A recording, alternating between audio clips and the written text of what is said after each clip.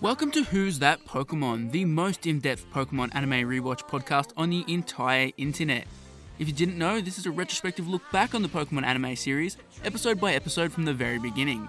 This show has been airing for over 20 years now and has over 1,000 episodes, yet it seems to get neglected by Pokémon fans, so I thought it was about time it got a podcast entirely dedicated to it.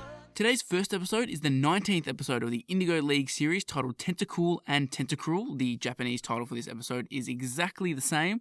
This episode first aired in Japan on August 5, 1997 and in the United States on October 1, 1998. On this day in Pokemon history for the Japanese air date, in 2011, Pokemon card game How to Play DS was released in Japan, which it has the honour of being one of the very few games in the Pokemon franchise that they've been exclusive to Japan. They've never come to the West, and I mean, you can kind of see why. It was basically just a tutorial about how to play the Pokemon TCG, which, I mean, it would be helpful in other regions, but you can see why they were like, yeah, maybe this isn't going to sell too well in other regions, and let's maybe just make this a Japan exclusive. On this day in Pokemon history for the American air date, we have a couple things here. Firstly, in 1999, Pokemon Yellow was released in the United States, which it's been spoken about quite a few times in episodes here on the podcast, but Yellow is obviously the Pokemon entry that is heavily inspired by the anime, heavily inspired by the early parts of the anime. It's still mostly just red and blue, but a lot of people do have fond memories of it, particularly because you've got a Pikachu following behind you throughout the entire game. But then in 2004, Fire Red and Leaf Green were released in Europe. So on the 5 years since Yellow was released in the United States, then Fire Red and Leaf Green, the remakes of the Gen 1 games, finally land in Europe. But before we move on, I've actually got some trivia to do with, I guess, the airing for this episode. A thing that some newer Pokemon fans might not know is that this episode was actually banned for a period of time following the September 11 attacks. Kids WB refused to air this episode because of Tentacruel's destruction of a skyscraper, though that scene actually remained in the opening sequence, which it kind of makes their banning make no sense because that scene is being played every single episode that they air. However, it did air one more time, 1 month after the attacks, but then was never shown again until Cartoon Network began airing the series. It's also been included on all DVD releases, and it's been on all streaming services, so no issues there. This episode was actually also banned for a couple of weeks following Hurricane Katrina in 2005, as it also portrays a city flooded with water. So a lot of issues coming from this episode, and it's been sort of temporarily banned and put out of action, but it's nothing like Beauty and the Beach or Electric Soldier Porygon or anything like that, where it's properly banned and not shown on TV and excluded from home releases. The screenplay for this episode was written by Atsuhiro Tomioka. This is his 5th episode, and he last wrote the screenplay for Electric Shock Showdown. And the director is Shigeru Omachi. This is his directorial debut, so fingers crossed that he can hit it out of the park first up. We have no debuts of major human characters, but we do have a few Pokemon debuts here. Tentacool and Tentacruel make their first appearances in the show, and then we obviously have Misty's Horsea making its debut. And unsurprisingly, the Who's That Pokemon is Horsea, obviously. I mean, Tentacool and Tentacruel would have been, either one of them would have been a pretty good choice for the Who's That Pokemon. But when a main character catches a Pokemon in an episode, generally they're probably going to get the Who's That Pokemon. And finally, the IMDb rating for this episode is a 7.3, which is very solid, albeit basically every episode from the Kanto arc is a solid rating on IMDb, probably mostly because of nostalgia. So take all of those with a little bit of a grain of salt. With all of that said, it's time for us to move on to the episode summary and discussion.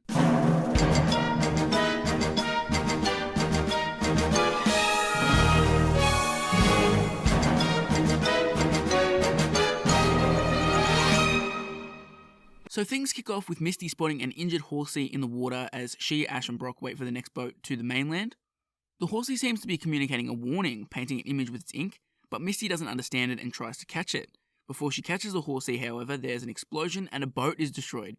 Misty immediately sends her water-type Pokemon Staryu, Starmie, and Goldeen to rescue the sailors that have been flung into the ocean. Brock then grabs a nearby boat and heads out to assist in the rescue effort.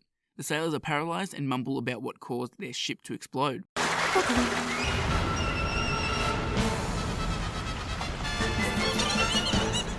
It's terrible! Terrible! He seems like he's paralyzed. Hey, what happened to you out there? The boss! I've got to tell the boss what happened! So starting the episode off on a bit of a negative, I actually thought the animation is kind of poor when it comes to Horsea in this opening here, particularly around its black eye. It literally doesn't have any markings and sort of no indication that it's been injured until Brock mentions that it looks injured, and then all of a sudden a black eye appears, which I thought was a bit, I don't want to say lazy, but it's a pretty big oversight. Like, it doesn't look injured at all when they first show it, and then all of a sudden its injuries appear out of nowhere. We've also got Misty, Staryu, and Starmie literally flying the sailors to safety. They don't, like, carry them to shore, like, through the water. They literally fly through the air, which I get sort of the psychic typing can, I guess you can justify floating through the air, but, like, yeah, it doesn't make any sense, really. It's not something that we generally tend to see when Starmie and Staryu are used, so, yeah, it is a very weird visual that they sort of just, I guess, hope that you don't really pay too much attention to. I've got a bit of trivia here in regards to Misty's Horsea, and that's that Misty's Horsea is featured only twice after this episode. It has a decent role in the battling Eevee brothers, where it's kidnapped and it leaves an ink trail that sort of leads the gang to Team Rocket. And then 20 episodes later, it appears again, where it's left at the Cerulean Gym in the Misty Mermaid. It also briefly appears in 3 Pokemon Chronicle episodes, so if you want to get technical, it does appear in, 6 episodes total, including this one. So, yeah, what is the point of her catching a Horsea? It just doesn't make any sense to me.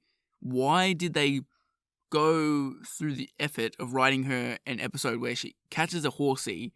She'll use it once in the Battling Eevee Brothers, which is relatively soon, and it's a decent enough role, but then they just leave Horsea for ages and then eventually sunset it.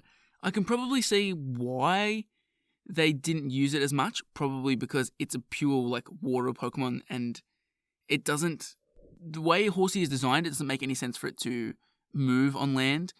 They've already shown with Goldeen that Goldeen is useless on land, and Goldeen would make way more sense to actually be used outside of water due to its body shape, but Horsea it would just fall over.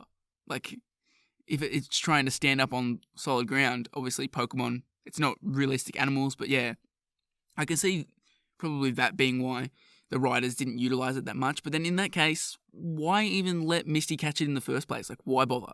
Later, Ash and his friends meet Nastina, who is the spitting image of Brutella from the previous episode. She explains her plans of building an exclusive hotel on the ocean, which is literally perched on top of a coral reef, for the wealthy tourists.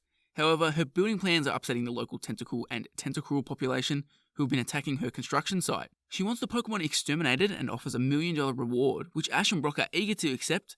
Misty angrily rejects Nastina's offer on the other hand. She then explains her love of water Pokemon to Ash and Brock, who don't quite understand it. The trio make their way to Horsea, who is now healed by a super potion, and Pikachu, who is enjoying a swim with Horsea in a small pool. Misty finally understands Horsea's earlier ink drawings. They warned of the Tentacool and Tentacruel. Nastina then makes a public announcement offering the $1 million to anyone who can exterminate the Tentacool and Tentacruel. The gang are nearly run over by the town's citizens rushing to the beach to carry out Nastina's orders, and Nastina makes her way over to her loyal followers in a tank. Of course! I'll pay you well! Whoa! If you succeed, you'll get world-class, all-you-can-eat luxury dinners for 1 year, $1 million in cash, and vouchers for free stays in the hotel! Yeah! First, you have to exterminate the Tentacool. So I think it's important to point out that Nastina has a bunch of Speedo boys surrounding her. I think it's kind of weird. It's a very funny visual, and I guess it sort of makes it equal after there was a whole lot of gratuitous bikini shots in the last episode of girls. Well, they make up for it here by having a bunch of Speedo shots of boys, so I guess that's equal opportunity for creepiness over at the Pokemon anime. We have our first dub edit of the episode here. The scene involving Nastina's appearance was rewritten. So the scene where she tells Ash about her new resort is changed completely. Originally, Ash apologizes to Nastina for wrecking the restaurant, which references the prior episode, and she gets upset at Ash for being mistaken for Brutella. But because we don't get Beauty and the Beach initially in the airing order, they have to change this up because, they're referencing events from an episode that we didn't get. So they cut that out, but obviously they go back and redub it. But yeah, what's done is done, and they never really included Beauty and the Beach into it, so it doesn't really affect anything too much. It's a little bit surprising to hear Nastina.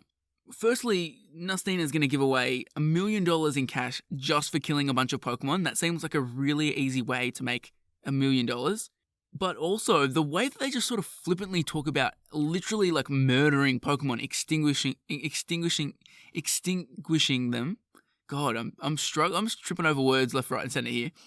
But yeah, like, it's just, I can't believe they went so hard. They'll cut out, like, people being slapped, but talking about Pokemon genocide, nah, that's fine. There's a lot of actually really funny and clever moments in this section here. Another extremely strange thing is when the gang returns to Horsea and Pikachu, they're just in, like randomly in the middle of the street in a blow-up pool, which it's, like, so weird. It's like literally just walking down the street and they happen upon this blow-up pool that Horsea is in. It's just, yeah, really bizarre.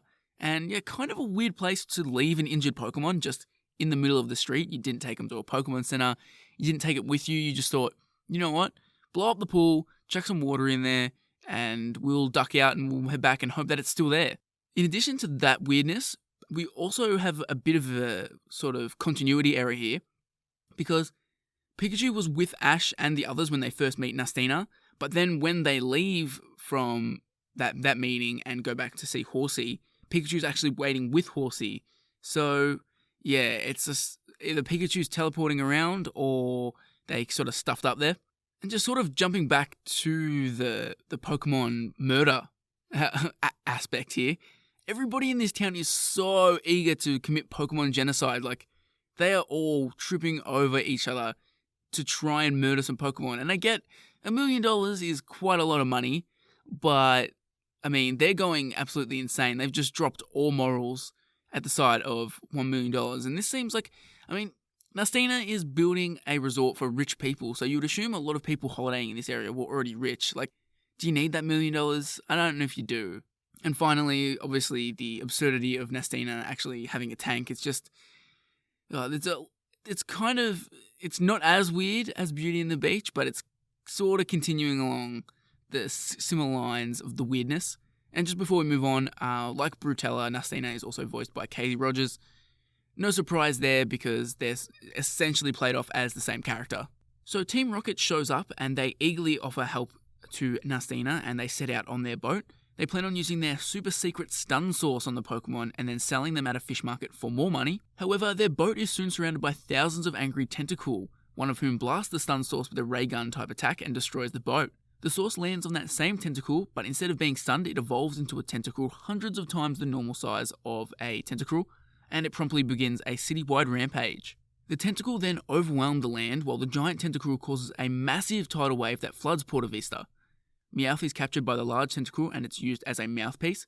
It explains that it's destroying the city in much the same way Nastina has been destroying its home, the Coral Reef. Misty pleads with the Tentacruel to stop, but is swatted away by its tentacle. Ash, Misty, and Brock send out their Pokemon to stop the Tentacruel, managing to return some of the smaller Tentacool back into the ocean. Geez, it is actually when you go reading through something like this, it's kind of hard to differentiate between saying Tentacruel and Tentacool. It sort of like melds into the exact same word. We don't have enough of it! There must be 10,000 of them!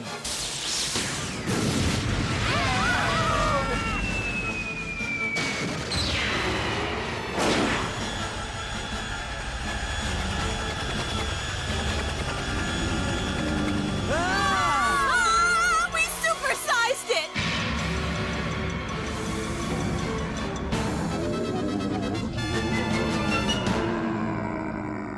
So we've got another dub edit here. Obviously, this is pertaining to Nastina interacting with Jesse and James, who they had a pretty big role in sort of being the antagonist alongside Brutella in the last episode. Jesse and James's meeting with Nastina was rewritten from the original, which was them asking if she was Brutella, and she then would fire a cannon and was offended at being mistaken for her. In the dub, Jesse and James say, "Look at that hair and disaster," and Nastina shoots the cannon at them, telling them both that she doesn't need their beauty tips. Team Rocket talks about eating the Tentacool here, obviously with their master plan to get even more money. The $1 million isn't enough. They're going to sell the Tentacool as a product to eat. And that's the second time in this episode they've mentioned eating Pokemon. So they're really just, I guess, kind of pushing the limits of the edginess. They're talking about eating Pokemon and they're talking about exterminating Pokemon, which, you know what, they're really taking some risks with that. It's pretty bold. They're only 19 episodes in and they sort of, yeah, it's just not something you generally think of when you think about Pokemon. It's usually when you think of like that sort of topic, like eating Pokemon or killing Pokemon in general, it's more sort of like edgy fan theories you hear on the internet rather than the actual show itself. I've got so many questions about Team Rocket's special formula that ends up making the Tentacool evolve into a gigantic Tentacruel. What is going on with that? Why does it make it evolve? I thought it was supposed to stun them, but apparently it makes it like Dynamax, which, yeah, it's so weird. And actually, speaking of Dynamaxing, I'm surprised more people haven't mentioned this episode when they've been talking about like, the anime predicted Dynamaxing. They talk about the giant Dragonite and the ancient Gengar, Alakazam, and Jigglypuff. But yeah, no one seems to really talk about this Tentacruel. Maybe because it's not really emphasized as much that it's gigantic. Like it's sort of a little bit played off like it's just that's the normal size for a Tentacruel. And yeah, like it's not as big a deal is made of it compared to sort of like the Dragonite and yeah, the ancient Pokemon. Speaking of sort of edgy things to do, the tidal wave or / tsunami, I guess, that Tentacruel summons, we've got to really realistically, there is no way whatsoever that the people in Porta Vista would have survived that, unless they were like at high ground. They would all be dead. Like there's no way you would survive that at all. And I feel like it's super lazy writing / animation. I don't really know who to peg this one on, but Ash and the gang are on the beach. They're like on the shoreline as the tidal wave is coming in, and like they have time to run, but they don't have time to run to high ground. Like that tidal wave is coming in, and then all of a sudden it just cuts to Ash and the gang. They've been teleported away from the shore and they're into a massive building that's well above sea level. I just thought it's really like, it's super lazy for them to just be like, oh, they're on the shoreline and now they're above here and the tidal wave hit and they were fine. It just, yeah, I really didn't like that. And while we're on the subject of nitpicking things, how would anybody even hear what Meowth is saying while it's being controlled by the Tentacruel? Like, it's being sort of mind controlled and I guess the voice is being projected a little bit, but the way that they sort of show Meowth speaking when it's possessed, his voice isn't like any louder, and like the Tentacruel is over near the shoreline, and basically everybody in the town is in this magical skyscraper that appeared. So they're inside a building, and apparently they can just hear Meowth speaking at normal volume, completely fine. Again, I'm nitpicking there, but it just doesn't play off really well when you're watching the episode. It sort of just makes you go like, oh, that's kind of, I don't know, it doesn't really make sense. But speaking of that moment with Meowth, this episode actually marks the very first time that a Pokemon communicates through Meowth's ability to speak English.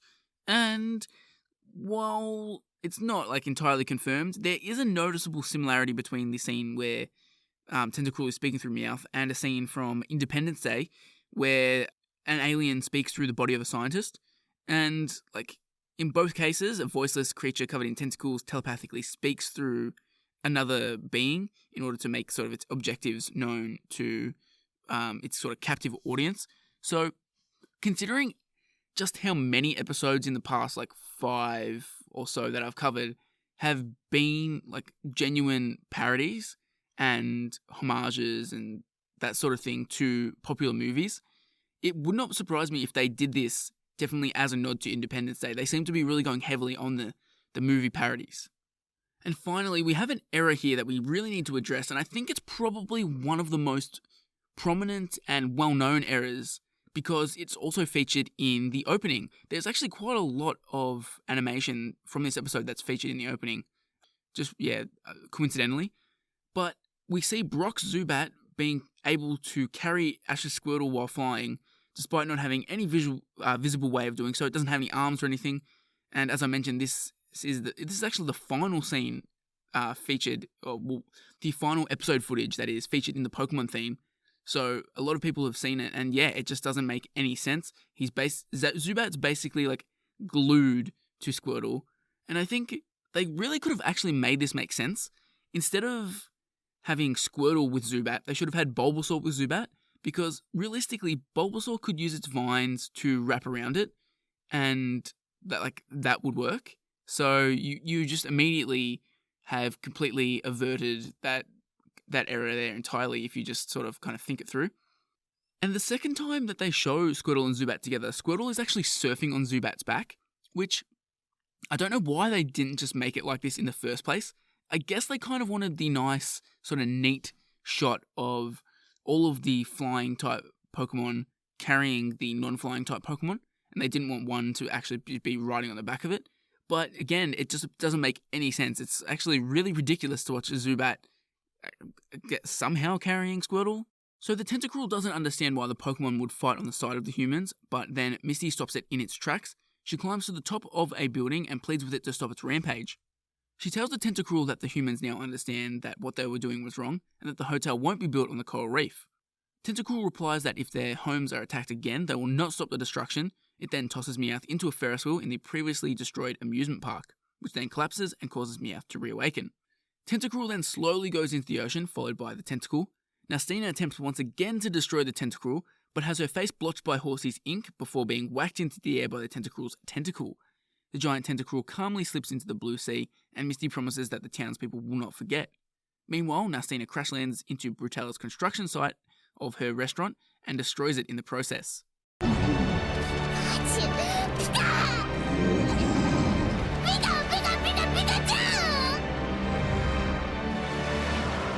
stop, Tentacruel! Please take them all back to the ocean! Misty? Please listen, Tentacruel. This is enough. We humans understand that we've hurt you. So it's time for me to nitpick the episode once again. How are they going to clean up this mess? The town is completely destroyed. Not only is it completely destroyed, like, that would be worse enough if, say, like, a giant Pokemon went on a rampage. Let's say the giant Dragonite decided to just level a city, Godzilla style. That would be bad enough. But they've also added in, like, tsunami, which has flooded the streets. Like, it would take so ridiculously long to clean up that mess. Like, it would be decades before they recovered. I guess maybe the cleanup process is a little bit easier when you have Pokemon to utilize, but still, that's going to be a lot of time and effort. And to another point of how this episode is edgy, Nastina fires legit guns at Tentacruel. Like, it's not even played off as anything else. It's literally just a gun. She is packing heat. And all of this gun use that's been shown in the anime so far, it honestly makes the banning of the Legend of Dratini even weirder for me. Because, like, you've shown guns heaps of times. You haven't really, I guess, sort of pointed it and fired it at main characters. Although there was guns pointed at Ash in Here Comes the Squirtle Squad, I believe, if my memory serves me correct. So, yeah, it makes it seem real strange that Legend of Dratini got banned for that. But then again, I actually haven't seen The Legend of Dratini. The first time I see it will actually be for this podcast, so, like, maybe it is way worse, and I just haven't seen it yet. Personally, I thought the Brutella cameo stood out like a sore thumb when I sort of analysed it from a perspective where Beauty and the Beach didn't air. Say you're watching it on in syndication or on Kids WB, and it skips over that episode. It really sort of is just awkward there. Like, why did she crash into the construction site of a woman that looks exactly like her? And then, like, yeah, it's just, I don't know. I feel like for kids, doing what they did probably should have cut it out. I don't know if they... Yeah, I feel like they probably would have the rights to do that. Like, they wouldn't get in any trouble or anything. So, like, why not just cut it out? Like, it really doesn't add anything. And, like, as someone who just watched Beauty and the Beach, yeah, it's a pretty cool, like, scene acknowledging it, and it's kind of funny. But to someone who had never seen Beauty and the Beach and was just watching it as sort of for kids intended it at the time, it's just, yeah, it added nothing. To end the episode, Ash, Misty, and Brock board a boat to the mainland. Misty reaffirms her love of Tentacool, much to Brock and Ash's confusion. Misty also reveals she caught Horsea, calling it out to proudly show it off. She then performs Ash's victory pose, which annoys him. Meanwhile, Team Rocket is in a bucket attached to the ship, wearily plotting for their next escapade. Horsea! You're my Pokémon! Wait a minute, that's supposed to be my pose. I know, but I've always wanted to try it out for myself. That's a good idea. Next time I'll try it. Oh, why don't you guys just think of your own poses, okay? You should be flattered that people want to try out your pose. That's right. Don't be so greedy. So, I know I did talk quite a bit of shit about Horsea early on, but at this point in time, Horsea is the only one of Misty's Pokemon that has shown any semblance of personality or character. Staryu and Starmie, no character whatsoever. Goldeen, no character whatsoever. So Horsea in this episode, I guess, yeah, shows a little bit of personality, and that makes easily Misty's best Pokemon in my eyes at this point in time. Because, like, yeah, all her other Pokemon are so just plain and boring, and really isn't until Togepi that she gets a Pokemon that actually has, like, proper character and personality and isn't just a bland, like, absolute piece of nothing. But, yeah, that's the entirety of Tentacool and Tentacruel. Time for my thoughts on the quality of the episode. And as you could imagine from my many talking points here, I'm not a fan of this episode. There's just so many things here that really don't make any sense. We got Misty, Staryu, and Starmie literally flying, characters that teleport from place to place, and there's, yeah, just a number of really strange moments. Regardless of those, the story here is just kind of uninteresting. Not nearly enough emphasis is placed on Nastina's construction in the water. I feel like they sort of lose sight of that as soon as the Tentacruel Dynamaxes. We really don't focus on, like, the fact that she was destroying, like, habitats. It kind of falls to the wayside, and I think it hurts the episode. I think it's kind of weird that, like, the destruction of the coral reef has riled up the Tentacool and the Tentacruel, but they don't ever try to, like, destroy the construction site or tear it down. Instead, they just go on to attack the city, which it kind of makes sense in, like, an eye for an eye sort of way, but I don't think it makes for a very entertaining episode. Personally, I think this is just, a very forgettable episode, but on the bright side, at least Misty has one Pokemon with some sort of personality now, so even if that Pokemon is never going to, like, really appear again in any important way, I think the fact that Misty actually catches a Pokemon with some sort of personality redeems it a little bit. So to recap the major events, it's just Misty catching her Horsea. Ash Ketchum's win-loss record is still 3 wins, 3 losses, because he obviously didn't do any battling here.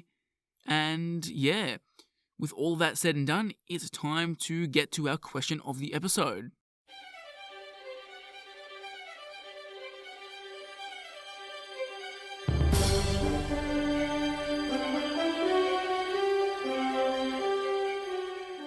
So to really talk down on Misty's Horsea even further, my question for you for Tentacool and Tentacruel is, did you honestly even remember that Misty owned a Horsea? Like, it's such a forgettable Pokemon that I wouldn't be surprised if a lot of people forgot that she actually caught a Horsea. So I want people to answer it as honest as possible. Did you remember that Misty owned a Horsea before going into this episode? Because honestly, if you asked me to name Misty's Pokemon, like, before I rewatched this episode, I would definitely rattle off Staryu, Starmie, Goldeen, and then, like, Togepi.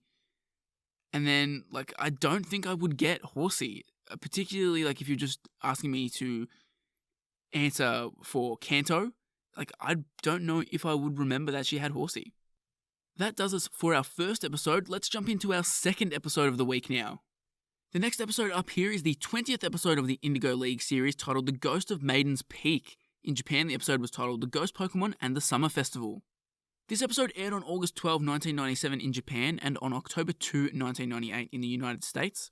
But moving away from those regions, in the Arabic dub, this episode was removed for, well, no official reasons given, but it's likely because of the extensive representation of Shinto religious elements in ways that are against Islamic culture, and it was also removed from the Korean dub, which I think might be for similar reasons. I'm pretty sure Korea has some issues with showing sort of aspects of some Japanese religious culture, which has actually resulted in the banning of quite a lot of episodes. So yeah, a little bit something different when it comes to banning episodes in this one. There's nothing of note in Pokemon history for the Japanese or American air dates here, so let's move on to the screenplay. Today's episode was written by none other than Takeshi Shudo. This is his 6th episode, which gives him back the lead from Atsuhiro Tomioka. It's also interesting to note that Shudo is, well, he's generally kind of credited as the writer when it comes to the original seasons of the anime.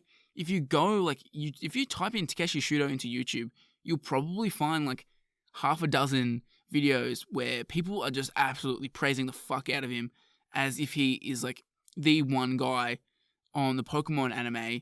And to be fair, he did have a lot of big ideas and he does seem to be like the writer early on. But it's also interesting to note that pretty much every episode he's written since he wrote the first 2 episodes of the series has been really inconsequential. The School of Hard Knocks and Mystery at the Lighthouse are incredibly close to being filler episodes, and Island of the Giant Pokemon doesn't really have any major developments. And I mean, this episode that I'm about to cover is just straight up filler. So I think it's pretty interesting to note that, like, at this point in time, Shudo is doing most of the episodes where the plot isn't pushed forward. So despite having these grand ideas, like the grand idea that he had for the first Pokemon movie that was designed sort of as the finale for the whole show, and his wild idea for Spell of the Unknown involving like real life animal fossils, with all of that like swirling around in his head, he's been doing the least important episodes, which like you would have thought that he would have been in charge of like all of the important ones, but it's actually been the contrary. The director for this episode is Kiyotaka Itani. Itani previously directed Showdown in Pewter City and Charmander the Stray Pokemon, 2 pretty solid episodes. So you've got the main writer for the show and a solid director. That's obviously a good start. We've got a few debuts here when it comes to Pokemon, none for humans. We have Gastly, obviously. We also have Venusaur and Blastoise, which, I mean, it's kind of touchy whether Venusaur and Blastoise count. I mean, they're not technically real, they're like illusions, so yeah, Bulbapedia has them as the debut, so I've kept it as that. The Who's That Pokemon for this episode is Gastly, and the IMDb rating for this episode is a 7.6, which is 0.3 higher than the last episode we covered, Tentacool and Tentacruel, which hopefully that means I'm going to enjoy it a bit more than I did for Tentacool and Tentacruel. But with that all said and done, it's time to jump into our episode summary and discussion for The Ghost of Maiden's Peak.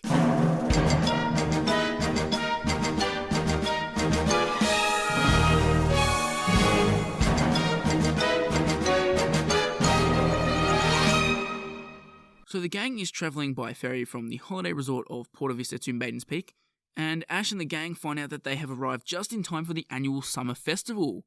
When they decide to go and enjoy it, Brock sees a beautiful girl with flowing purple hair and a red flower standing on a nearby pier. He immediately falls in love with her, but after being run over by a group of tourists, he notices that the girl has disappeared. Cool! A festival! It looks like fun. Let's check it out. I'll ride the Ferris wheel all alone. Huh? Who's that? Whoa, what a knockout! Ah! I like how the 2 episodes here flow into each other. You see the gang leaving on the boat in Tentacool and Tentacruel, and then they're arriving by boat to the summer festival here. I think it's really nice. And essentially from episode 14 until this episode, there's been great continuity from one episode to the next. Like, basically the episode ends and then immediately flows into the next one and then immediately flows into the next one, which I think is really, really cool that they were doing this early on in the show, because it's really not something that they do that consistently throughout like any of the other seasons. So it's kind of cool to know, like, you start in episode 14 and you basically like track out like an entire like few weeks of their lives. Like Ash arrives in Vermilion, battles the gym, wins, then gets the St. Anne from Vermilion. All the shenanigans go on there. They arrive in Porta Vista and Acapulco, and now they're at the Summer Festival. Which, yeah, I just really like this kind of continuity. I also really like how mysteriously this episode starts. It just sets a really good tone and vibe. That, you know, that sort of some strange and spooky things are going to be happening here. And I do enjoy when Pokemon gets strange and spooky. And yeah, I feel like they set the perfect tone in like the first 30 seconds to a minute. So meanwhile, Team Rocket follows Ash and his friends to Maiden's Peak. They come up with an idea to look around for dropped coins, and while pondering it, James sees the same girl Brock saw before, only by the water. Jessie slaps James to regain his attention. As they leave to look for coins, James takes a final look at the dock, noticing the disappearance of the girl. During the festival, Ash, Misty and Brock meet an old lady. She warns Brock that he should be aware of a young, beautiful girl who will lead him to a cruel fate. After the old lady insults Misty, Misty decides that they should be somewhere else instead of being insulted and drags off Ash and Brock with her. Meanwhile, Team Rocket puts their plan into action, though they don't seem to find anything. Then, James, noticing a penny lying on the walkway, goes to retrieve it, but is interrupted by the old lady. As in the case of Brock, she mentions the young girl to James. Then an Officer Jenny appears and takes the coin James found. When she suggests that they go down to the station to fill out a report, Team Rocket stammers that it's alright, and that they don't need to go down to the station, and they flee the scene. Good afternoon. Huh? I'm with the local police department, and I know exactly what you're all doing. I see you found some change that someone dropped. Whenever money's lost, even a penny, it must be reported to the authorities. Thanks for being such an observant citizen. Now, if you'll just follow me, we'll file a report at the station. The station? Oh, we don't want to get in your way, so why don't you go ahead and file it without us and keep the change? Bye-bye! Not a whole lot to say about this section here, except for I did find it extremely funny when Officer Jenny sort of comes along. You initially think that Jenny is going to arrest Team Rocket for their evil doing, but she's actually praising them for being so kind as to hand in the small amount of money that they found. And then when she suggests them coming back to the station and their desperate attempts to get out of that, I really dug that. And look, I don't really find Team Rocket as funny as a lot of people do. I know, like, I think it's a really big, like, Japan thing that people, like, love Team Rocket. And I like Team Rocket, but I don't find them as funny as most people do a lot of the time. But, like, here, the way they're used is perfect. And, like, when these moments happen, I can see why they have such a huge fan base and why people sort of never want them to leave the anime. Both Ash's group and Team Rocket head for the Shrine of the Maiden. They see the shrine's greatest treasure, a 2,000-year-old painting of the Maiden. Brock and James both realize that the girl in the painting is the same girl they saw before, and both attempt to approach the painting, but are blocked by the man presenting the painting to the audience. He then tells the story of the Maiden, who waited on the cliff for her loved one to return from war, and eventually turned into stone. The two groups go to take a closer look at the aforementioned cliff, and Meowth formulates a plan to steal the painting with the intention of selling it for a lot of money. Later that evening, as night falls, Brock is still at the cliff. Misty and Ash leave to enjoy the festival while Brock insists on staying at the cliffside. When it's time for the local Pokemon Center to lock its doors for the night, Brock has still not returned from the cliff, so Ash decides to go look for him, but Nurse Joy holds him back, giving Ash a short lecture on the importance of sleep. I think it's important to point out that Brock and James are extremely horny for a rock here. They literally sit down at the rock and just stare at it, and yeah, that's a new low for Brock. I mean, James, this is very low for James. He hasn't really shown too much interest in girls at this point in time. But Brock, we've seen him be a real degenerate, and like we come to expect this kind of thing from him. But yeah, even getting sort of excited over a rock, that's a new low for him. Albeit he is a rock guy, so like kind of fits him with his personality. So this might actually be Brock's true love.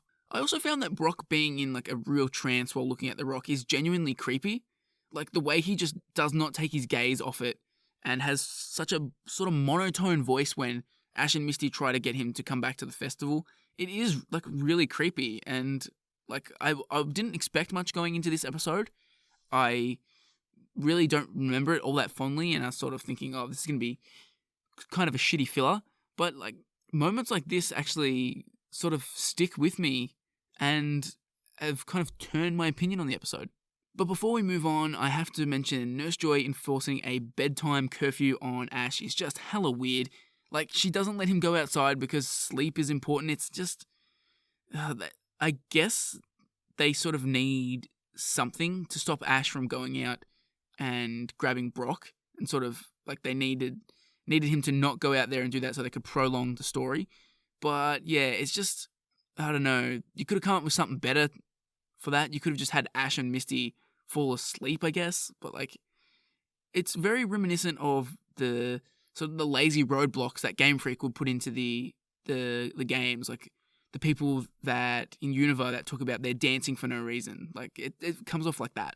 In the middle of the night, Meowth tries to wake up Jessie and James so they can try to steal the painting, but the two are not very eager to wake up. Suddenly a strong wind blows and the doors of the Maiden's shrine opens. The ghost of the Maiden floats out, causing Meowth to fall asleep, and then wakes up James. She also shows herself to Brock, telling him that she's been waiting for him. Brock replies that he has been waiting too. Ash and Misty start looking for Brock the next morning, while Meowth and Jessie search for James. Ash and Jessie then meet face to face and notice that they are both looking for a missing person. Jessie begins performing the Team Rocket motto all alone, but then hears James saying his lines. James and later Brock are thrown out of the shrine. As they all try to return Brock and James to normal, the old lady appears again, reminding them of her warning about the ghost of the Maiden. Ash's Pikachu shocks James and Brock, and the two finally revert to their normal selves. They all head inside, and the old lady states that young men constantly fall into the curse while passing through Maiden's Peak. They decide to protect themselves from the ghost by buying a large quantity of anti-ghost stickers and placing them around the shrine and on the two cursed ones. However, when night comes, they note that the stickers do not work, and just like the previous night, the ghost of the Maiden appears. Ash and others try to prevent Brock and James from being pulled out by the Maiden. Prepare for trouble. And make it double. Doing this by myself is a real drag. To protect the world from devastation. To unite our peoples within our nation. To denounce the evils of truth and love. To extend our reach to the stars above. Jesse? James! Team Rocket, blast off at the speed of light! Surrender now, Or prepare to fight! It looks awful! So let's double back for a second. When Team Rocket are sleeping, they are sleeping hanging from a tree.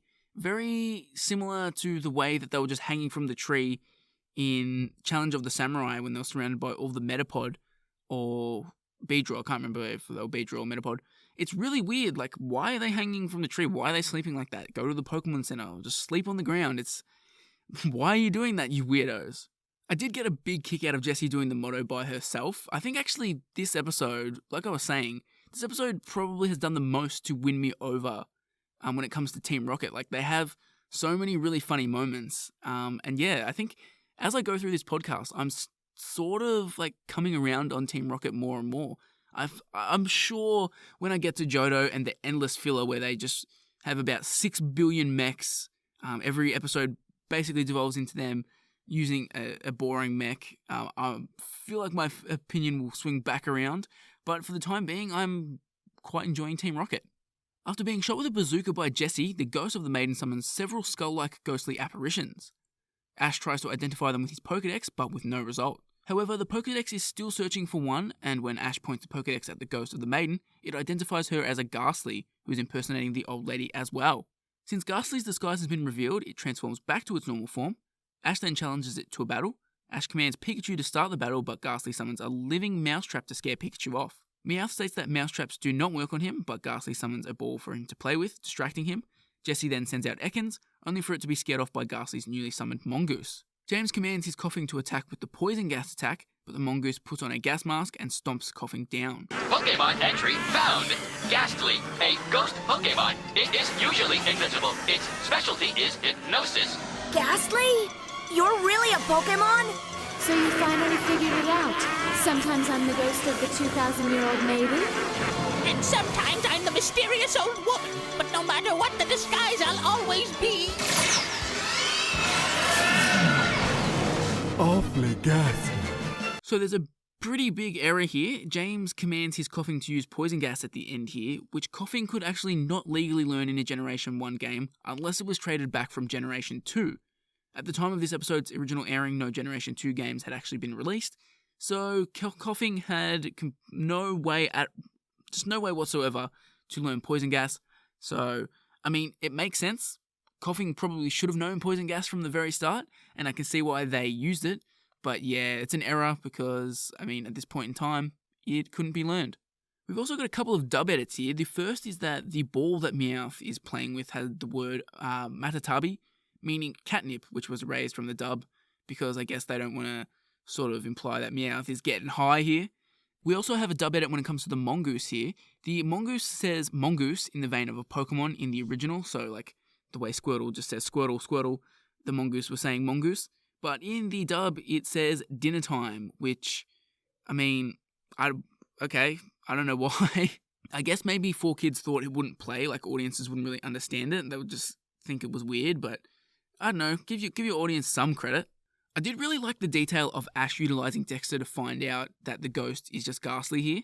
In, like, sort of later seasons, Ash doesn't really use the Pokédex all that much, except for, like, scanning Pokemon every now and then.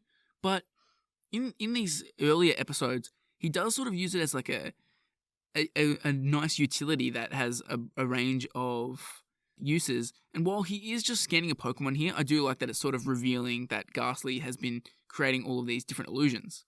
And the twist with Gastly actually being the old lady is genuinely brilliant. It had been a long time since I'd seen this episode, so I'd forgotten about that twist. So when Gastly reveals like, oh yeah, I was also the old lady, I was genuinely like shocked. I was like, oh shit, they got me. I did not see that coming. So shout out to that little twist there. Takeshi Shudo, you've done well.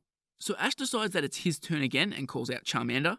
Gastly summons a fire extinguisher and Ash quickly recalls Charmander. He then summons his Squirtle and Bulbasaur, but Gastly summons a Venusaur and a Blastoise, which causes Ash's Pokemon to become too scared to do anything, and just because he thinks it's fun, he combines them into a hybrid called Venustoise. After repeatedly being beaten by Gastly, Misty tries another strategy. She grabs a cross, garlic, a stake, and then a hammer, comparing Gastly to a vampire. However, the sun then begins to rise, and as Gastly hates sunlight, it disappears, saying that the ghost of the maiden and the old woman will return for the next year's festival. What's happening? I may not be a vampire, but I hate sunlight. It's time for me to go until the next festival. Don't forget the ghost of the maiden. She and the old lady will return next year, too. I think overall, the fight with Gastly here is really interesting and different. Usually, when the gang encounters like a troublesome Pokemon, they just fight it like in a normal manner. But because Gastly has the benefit of being a ghost type and doing all these illusions, it actually makes for a really interesting fight, which is why I'm so sort of bummed out that Gastly sort of just disappears at the end. It's very anticlimactic and not a satisfying way to end this because, I mean, the Gastly is shown to be so just, I guess, vastly superior. Like, they really haven't been able to do anything to stop it. And I would have liked to see a way for the gang to come up with some sort of plan that actually stops Gastly. Preferably, I would have liked if Team Rocket and the Twerps had to work together for the plan. I think that would have been really cool. But instead, we just get, really unfulfilling ending. We then cut to the following night where the festival is continuing with lantern boats sent out to sea to help guide any wandering spirits. Ash and his friends then go have fun at the festival and everything is seemingly back to normal. As the episode ends, the true ghost of the maiden emerges from her stone self, thanking Gastly for keeping her legend alive and hoping her true love will return. So, this ending is very bizarre. First up, there's an actual ghost of Maiden's Peak, and it comes out of the rock. So, is that confirmation that this woman did literally turn to stone because she was waiting for her love to come back? That in itself is really weird. But the ending with Gastly talking to the ghost is just really bizarre. Like, just the dialogue is really strange and kind of cringy. Like, yeah, it just doesn't come off in a good way. So, like, after all that goodwill the episode earned with the battle between the Twerps, Team Rocket, and Gastly, once it hits that anticlimactic ending, it sort of just, falls apart. And I've got a couple bits of trivia here sort of pertaining to outfits and visual appearances. The outfits that Ash, Misty and Brock wear during the festival actually reappear in the 4th Japanese ending song, Pokemon Ondo. I've been to Japan, but my Japanese is still pretty poor. And also, the festival is the very first time Misty is seen with her hair down. But that does it for the episode. Time for my thoughts here. And look, for a genuine filler episode, for it to be good, it needs to either be like extremely weird, extremely funny, or extremely experimental. And I think this episode exceeds in being those first two things. But overall, I wouldn't say this is a great episode. I actually enjoyed it a lot more than I expected going into it, but I do recognise that it's very flawed. I love the mystery and sort of creepiness that this episode is shrouded in, and James and Brock obsessing over a rock is genuinely hilarious. However, as I was mentioning, the ending is a big letdown, both through how Gastly is defeated and the episode's actual ending. Having Gastly be defeated purely because the sun has come up and now it has to go away for a year is such a poor way to solve the problem. It sort of screams like Takeshi Shudo didn't really know how to wrap things up, so he's just like, oh, the sun comes up and Gastly goes away for a year for no reason.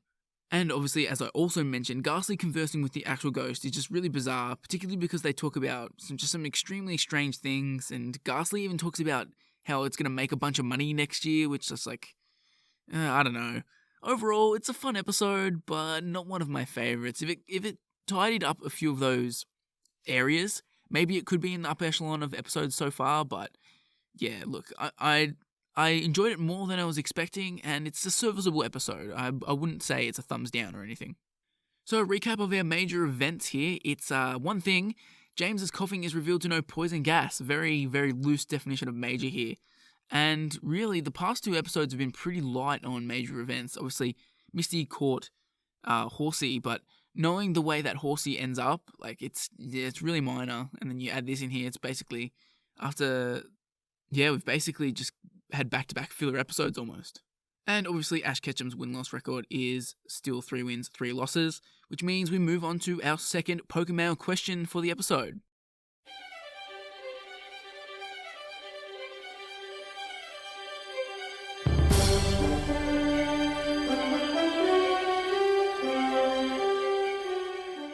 So we're going to go a little bit left of field here. If you could fuse together 2 Pokemon, which ones would you choose? So obviously this is inspired by the Venustoise here. And look, Pokemon fusing is something like, I feel like every kid has probably thought about Pokemon fusing at some point. I remember back in my childhood, particularly in the Gen 3 era, there was a lot of sort of rumors about, and like urban legends about Pokemon that had sort of fused together, I guess. Like, it was more sort of breeding the 2 Pokemon together would create a new Pokemon, but like the names all had sort of fusion names. I remember distinctly like people talking about a green version of Latios and Latias that you had to sort of breed one of them with Rayquaza, and it was called like Rayquazosa or something. It was really the Wild West back then, when, you know, the internet had been around for a while, but it's still sort of in its infancy, and like you didn't have YouTube that could easily disprove these kind of nonsense rumors. So yeah, I'd like to know what Pokemon you would fuse together. Personally, I'd probably create some sort of abomination like the new fossil Pokemon in Sword and Shield, just something that's really absolutely heinous, a crime against humanity. But yes, that does it for this episode of Who's That Pokemon. Thanks for listening. I hope you enjoyed the show. If you're not subscribed to the podcast, you can find us on Apple Podcasts, Spotify, Stitcher, YouTube, Google Play, pretty much any podcast service available. You can also find the show on Twitter at Who's That PKMN Pod to keep up with the latest updates for the show. And I'm on Twitter as @SourceMarlow. You can also check out my YouTube channel, WTP Productions, where you'll find all sorts of Pokemon content covering the games, anime, and everything in between. That's all for today. I hope you join me next time as I take a look back at Bye Bye Butterfree and Abra and the Psychic Showdown. These are 2 absolutely massive episodes for the series. Bye Bye Butterfree is obviously a huge touchstone event for the show. However, listeners will know that I've been pretty critical of Ash's Butterfree, so what will I actually think of that episode? We'll have to find out. We then see Ash take on his next gym, experiencing the mysterious and slightly scary powers of Sabrina. Tune in next time as we continue to follow along with Ash's journey.